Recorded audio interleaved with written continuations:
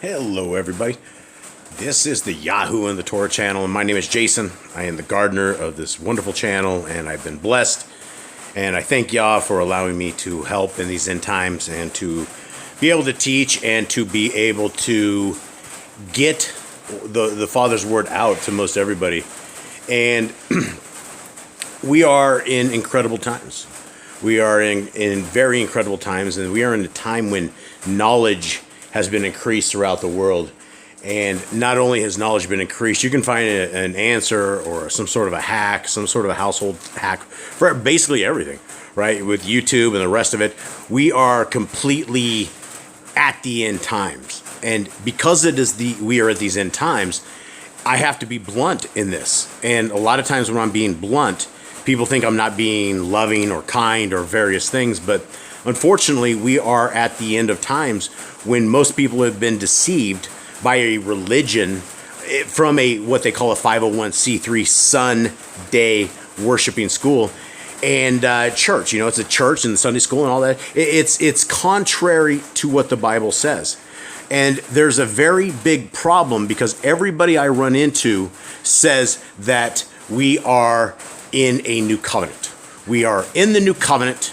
It's a better covenant, and it is the one that we want to keep. And in the covenant that they have, and this is what the Christian religion believes, they believe that our Messiah, Yahushua HaMashiach, as most people call him, Jesus the Christ, came and fulfilled the Torah, and what their meaning of fulfilling the Torah means is that it is gone. It is no more. And unfortunately, that is a very extremely dangerous road. And before we begin with some of the biblical stuff, I want to take a look and see exactly what a covenant is. So we have the word covenant, right? Covenant, and it's a covenant. That's how it is. And it's agreement. There was a covenant between them that her name was never to be mentioned. An agreement, right? So it's agreed by lease, deed, or other legal contract. When you guys take a loan from the bank, you guys are under a covenant. You are at an agreement. And the bank has a set of terms, and you agree to these set of terms. And if you do not complete these set of terms, they will take your stuff, right? Or they will do something to you. It won't be good. You cannot break the covenant. You cannot break the agreement. And we have a very first covenant. The very first covenant that we had was what everybody calls the Abrahamic covenant. And it is the covenant that everybody's like, that is dead on the cross. We are under the new covenant. This is us. We are not these people. And there is a problem here because this second covenant, the new covenant, is not a covenant for Gentiles, right? Let's go into Jeremiah 31 and let's look exactly what it says. So it says right here, behold, the days come, says Yahuwah, that I will cut a renewed covenant with the house of Yisrael and with the house of Yehudah, not according to the covenant that I cut with their fathers in the day that I took them by the hand to bring them out of the land of Mitzrayim, which my covenant they broke, although I was a husband unto them, says Yahuwah. Now, the very first thing I want us to focus on right here is 31. It is a new covenant for two people, for two groups of people. It's the house of Yisrael and the house of Yehudah. If you should notice something, there is no house of Gentile. There's no house of Baptist. There's no house of anything. If you are out of covenant, which means you are out of agreement with our Creator, which means you walk contrary to His Torah, then you are a Gentile and you will not be part of this group. Because this covenant, the renewed covenant that everyone talks about, it's for a certain people. And there are, just like every covenant that you make, your banker has his side of the thing. You have what you must do on this side of the thing, and you can't break it. Neither side of these can break it. But what is it? But this shall be the covenant that I will cut with the house of Israel. After those days, says Yahuwah, after those days, guys, we are in these days, I will put my Torah in their inward parts and write it in their hearts and will be their Elohim, and they shall be my people. And they shall teach no more every man his neighbor and every man his brother, saying, know Yahuwah, for they shall all know me, from the least of them until the greatest of them, says Yahuwah. For I will forgive their iniquity, and I will remember their sin no more. Wow, this sounds really good, right? Right? What is this a covenant right here. Right here, guys, this is what the covenant is. It is right here. I will put my Torah in their inward parts and write it in their hearts, and will be their Elohim. So he says, if you keep my laws, statutes, and commands, I will be your creator, and you will be my people. That is excellent. But guys, again, this is not for a house of anyone other than the house of Yisrael and the house of Yehuda. Now let's take it a step forward. Let's take it into Yirmiyahu. Let's hold on, everybody. Where are we? We are in. These are totally out of. These are out of order compared to the King James, and that is. There it is, right there. We should be in Ephraim. Sorry, guys. So let's get into Hebrews 8. Take a look at Hebrews 8. Now, Hebrews 8 is a very interesting thing. Let's talk about this. Verse 1, Hebrews 8:1. Now of the things which we have spoken, this is the sum. We have a high priest who is set on the right hand of the throne of the majesty of the heavens. Right? So what is this saying right here? It says we have a high priest. We have a Melchizedek priest. Right? And this is what the whole concept of this is that the priesthood of old, and people are always saying it, Jason, you must think you're a righteous people, or you must think you're righteous by keeping these laws, statutes, and commands. No, I don't think I'm righteous. I think I'm legal with my creator because he says to do this. It doesn't, if it makes me righteous, that is up to my creator to determine, not me. I don't believe I am righteous on any of this. I believe that I am doing what our creator has said to do. If that makes me righteous, so be it. But if it makes me bad, I don't know that it is. It is up to him who gave us this, right? And so we have a high priest who is set on the right hand of the throne of the majesty in heavens, right? It says our Messiah is sitting on the right hand of our creator, Yahuwah, right? A minister of the sanctuary and of the true tabernacle, which Yahuwah pitched, not man. So he's talking about the Shemayim, and he's talking about where he is at right now. And it's a sanctuary that was not created by men's hands. So some of these are kind of hard to figure out, and you got to go back and forth, and you'll read that. Let's read this next thing, and I'm going to jump over to the NIV and the King. For every high priest is ordained to offer gifts and sacrifices, wherefore it is of necessity that this man have somewhat also to offer. Now, what in the world is this even saying here? Well, this is saying that our Messiah has come, and we wouldn't have need for him on earth because we already have people that are doing it. That we've already had priests that have done this law, right? And so if we are right here, and what it says here, now the main point of what we are saying, I'm reading on the right hand with the NIV, guys.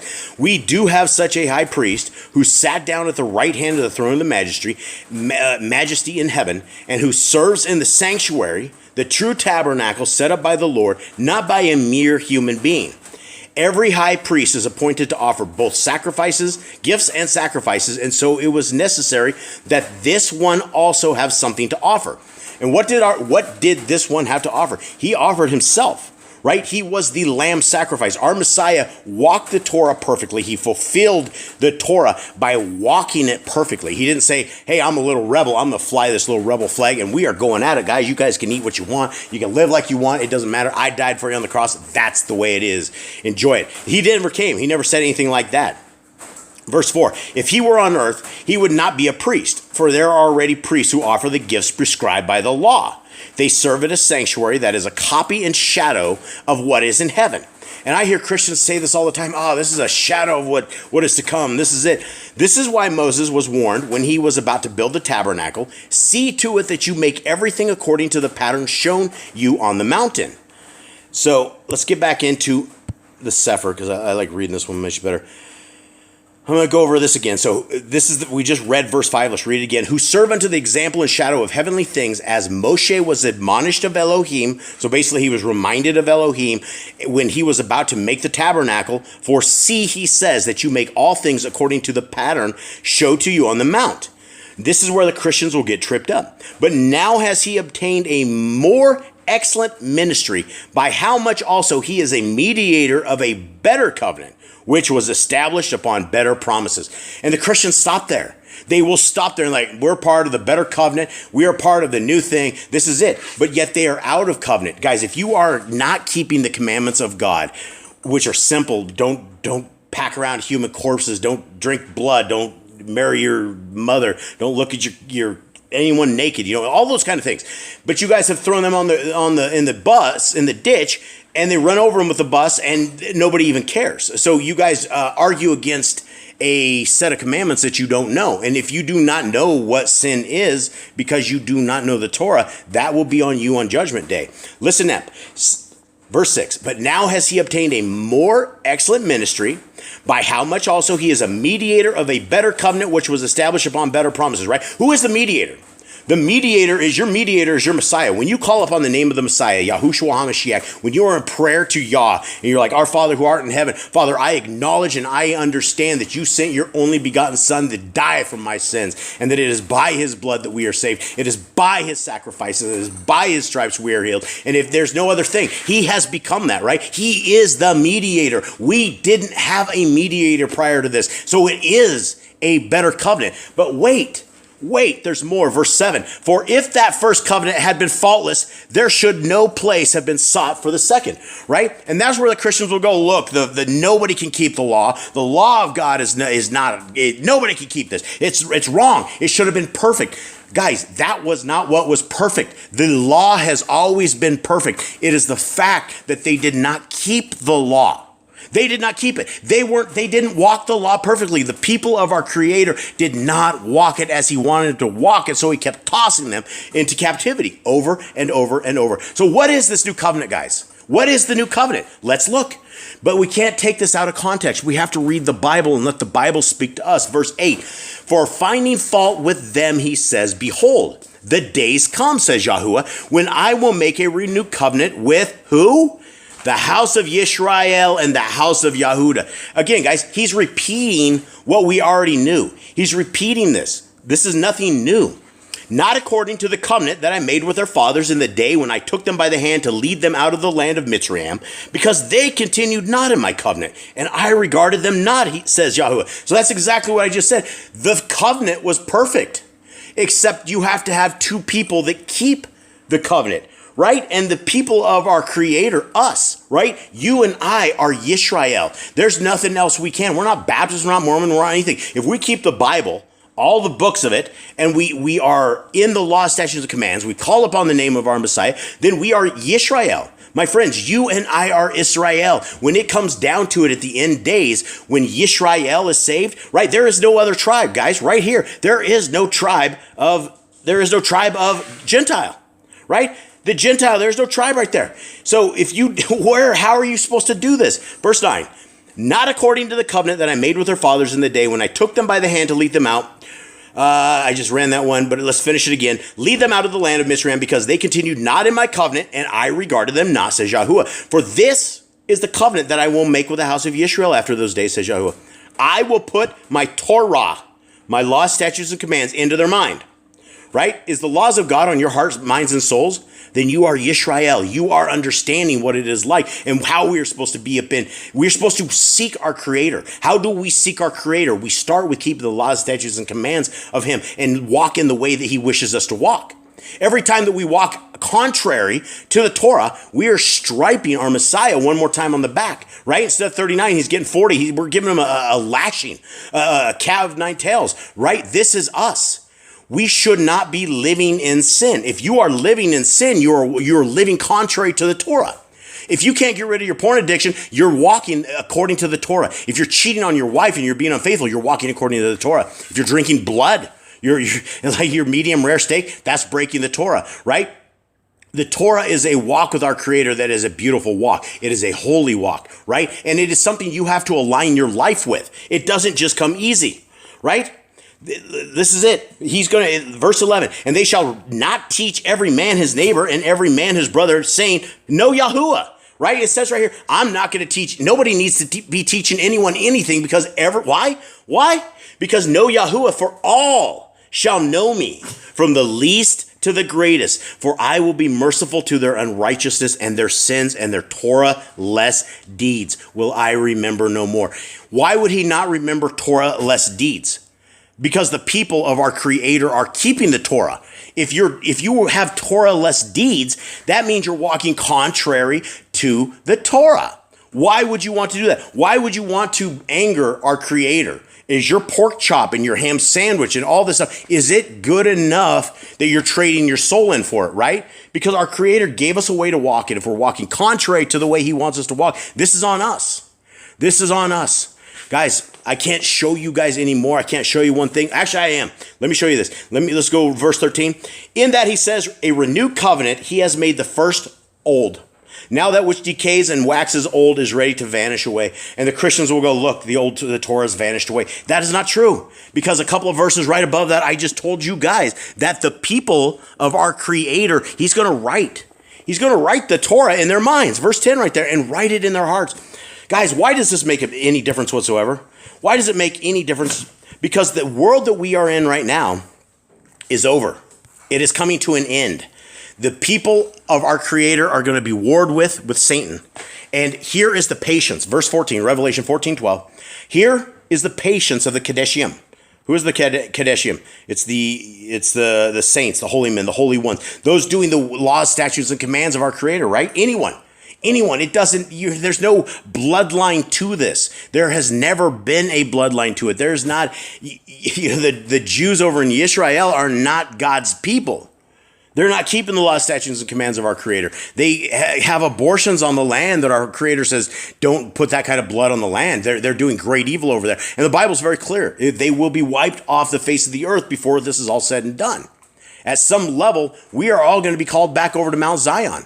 But it's not going to be the disobedient, pork chop, loving Sunday, keeping 501c3, tithing to the depths of hell, church foundations, right? It doesn't matter how good you feel in your Sunday worshiping church. Our Creator is not with you on a day that is contrary to that. How do I know this? How do I know this right here? I will tell you right here. Because he created the Sabbath day. And in the Sabbath day, he blessed it. And there's no other day in the week that he blessed. Actually, I think it's verse 2. There it is right there. The heavens and the earth were finished and all the host of them. And on the seventh day, Elohim ended his work which he had made, and he rested on the seventh day from all his work which he had made. And Elohim blessed the seventh day and sanctified it, because that in it he had rested from all his work which Elohim created and made. Guys, much love to everybody out there. I wouldn't be putting myself out on the line doing the stuff that I do. I get a lot of hate. I get a tremendous amount of people who are like, Jason, you think you're just a righteous, blah, blah, blah, you keep the laws of God. I'm proud to keep the laws of God. People should be embarrassed that they don't keep the laws of God, because if you don't keep the laws of God, then you're probably drinking blood, molesting your daughter.